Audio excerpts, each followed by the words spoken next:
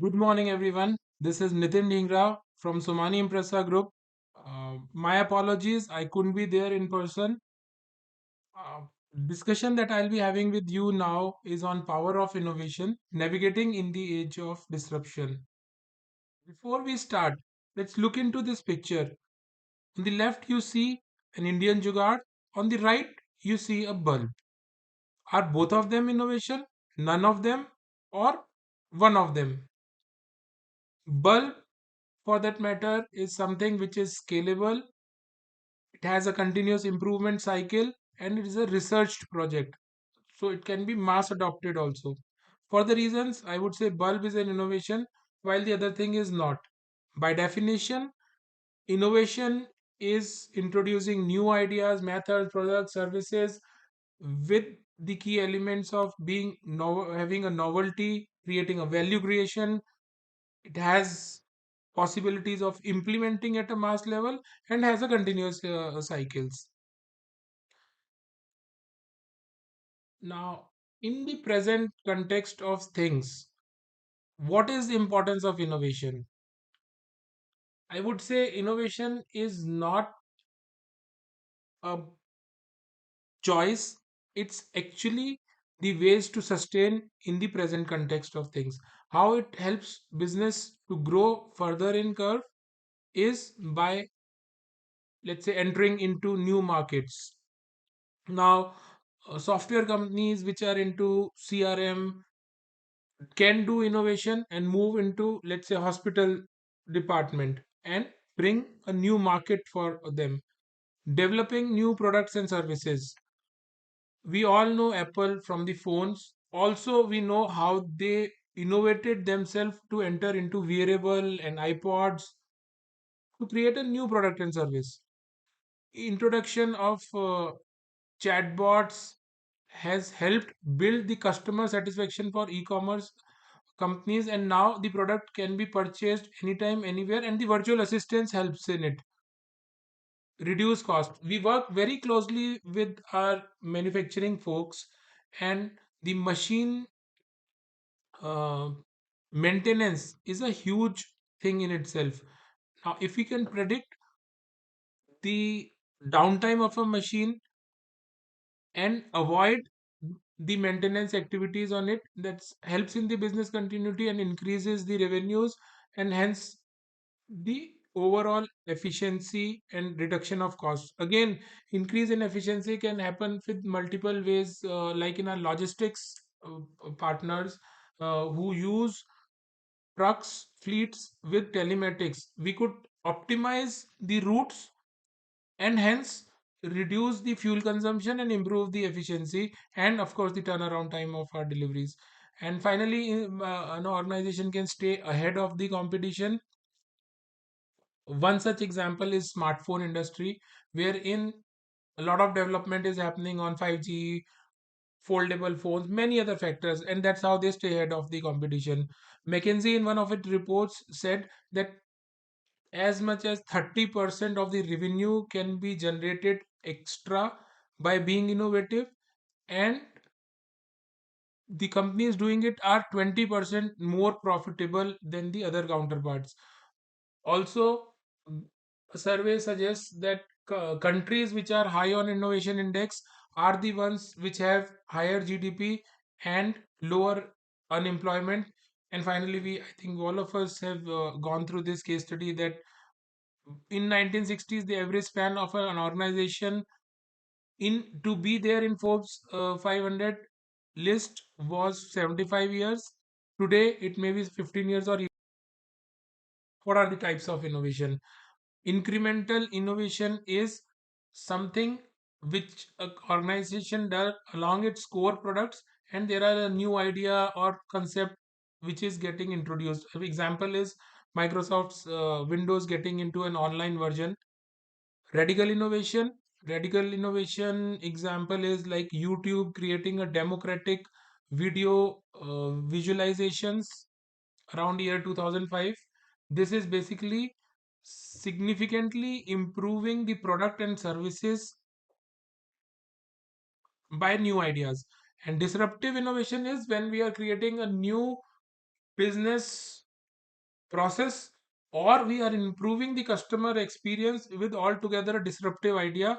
An example is Netflix, how we change the video on demand from the concept no, of buying a video or renting a video in the erstwhile challenges. While these are good things in innovation, there it has its own challenges like any other thing.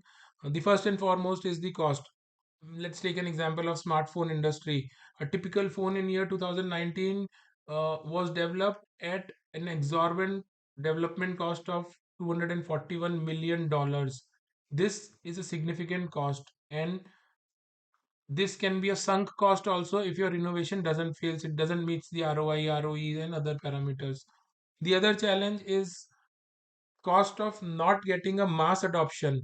Now there is a company Sagway which filed for bankruptcy in year 2011, and it could not continue with 2800 of its employees only because their product was not mass adopted.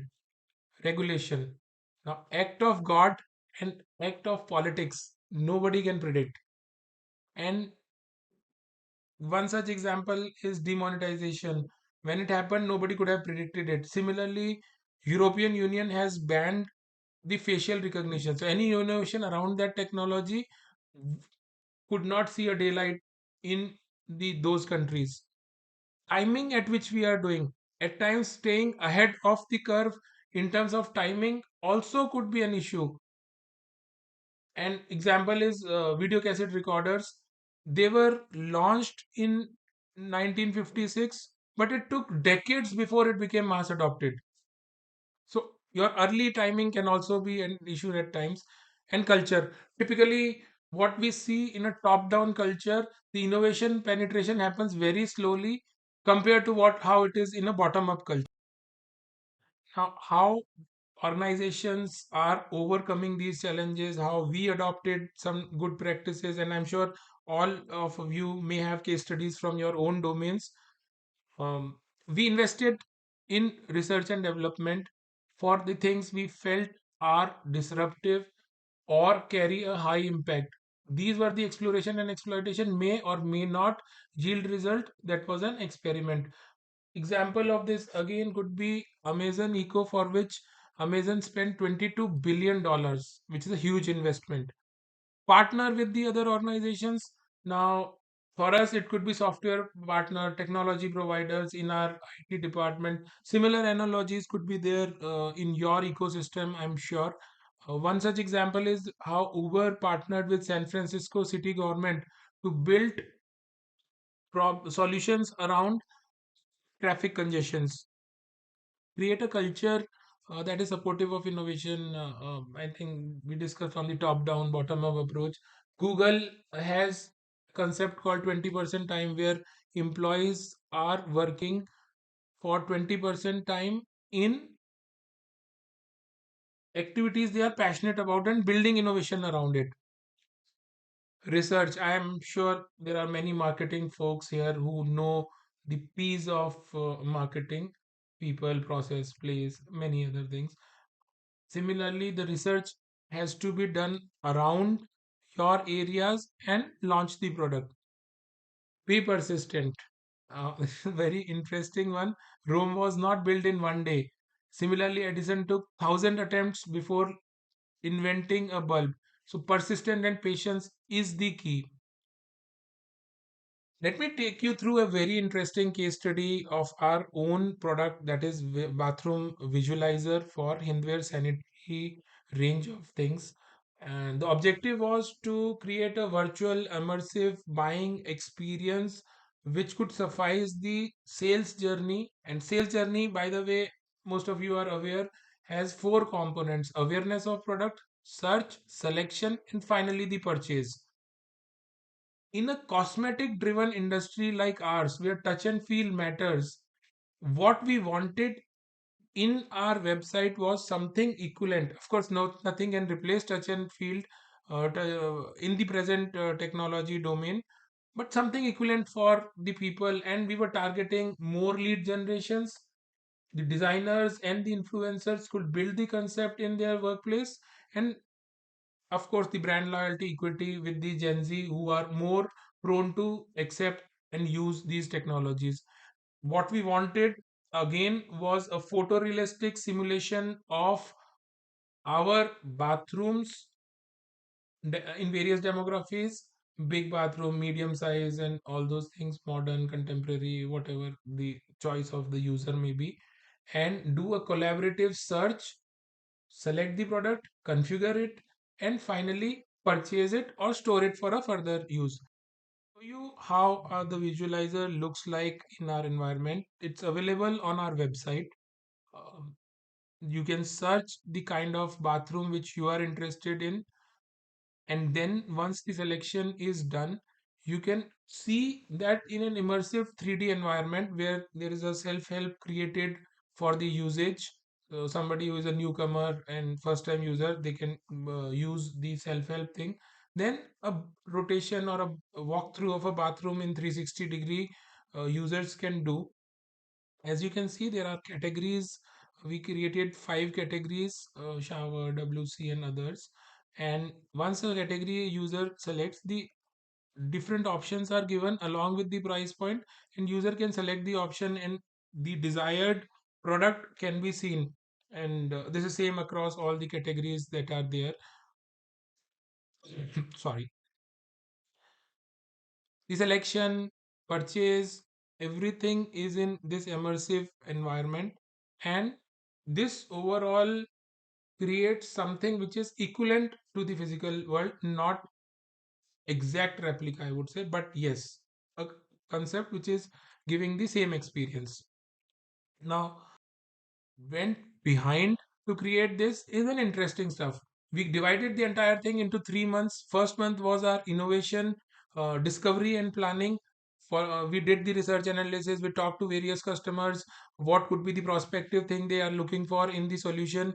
Then feature definition was decided. The universal set of features that will be there in the system. Uh, then the minimum viable approach, because everything we were not even aiming to build in the first go. So minimum viable project was created, and finally the architecture, solution, cyber security elements, IT infrastructure, landscape, everything was created. When we moved to the design and development, the first part was back-end development, followed by front-end development. All the vulnerabilities from cyber security, law of land, in terms of GDPR, all were considered. Then minimum viable product was launched and validated with our customers. Finally, the testing and quality assurance to ensure the bugs are fixed, the performance is optimum, and we launched the overall solution. As we progressed, the first and the foremost thought that was supposed to be implemented is connecting it to the e-commerce engine. Moving on from there, a phase-wise feature enhancement was planned, which got implemented. We tested it. Now we are doing the continuous improvement and scalability of the solution. As and when demand surges, the auto scaling happens on cloud, and vice versa also. And also the maintenance at a regular level. This also has the element of new features being added. So this goes behind, just as an example, and I'm sure similar roadmaps can be created by you in your innovation journey. Is one such. With this also, I come to end of my presentation.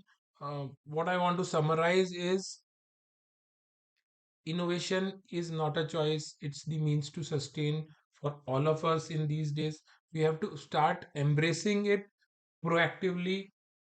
We have to build those culture to foster the innovation. Bottom up approach typically helps. So in our organizations, we need to have time given for innovation and the experimentation and exploitation. Of course, technology is also integral part of it. We can have center of excellence, we can have special projects given to the employees, and from there build the adoption of technologies with agility. Whatever we have seen in the case studies which were successful, Netflix, Amazon, Apple, whatever we saw, there is one common thread to everything, and that is customer centric approach for innovation. All of these companies were customer centric, and that helps in the overall innovation journey. Forge partnership, like I said, for us it is software providers. For you, it could be hardware providers, it could be solution providers, it could be many things. But handshake helps in overall expedition of the innovation. And last not least, again, like Rome was not built in one day, similarly, your solution will be built in a phase wise manner. Go for a minimum viable product approach and keep on adding the stuff as you incrementally grow in the cycle of innovation. Thank you, all of you, for your patient listening. And I hope you'll have a wonderful time in the event. Our paths will crisscross. And thank you, ladies and gentlemen.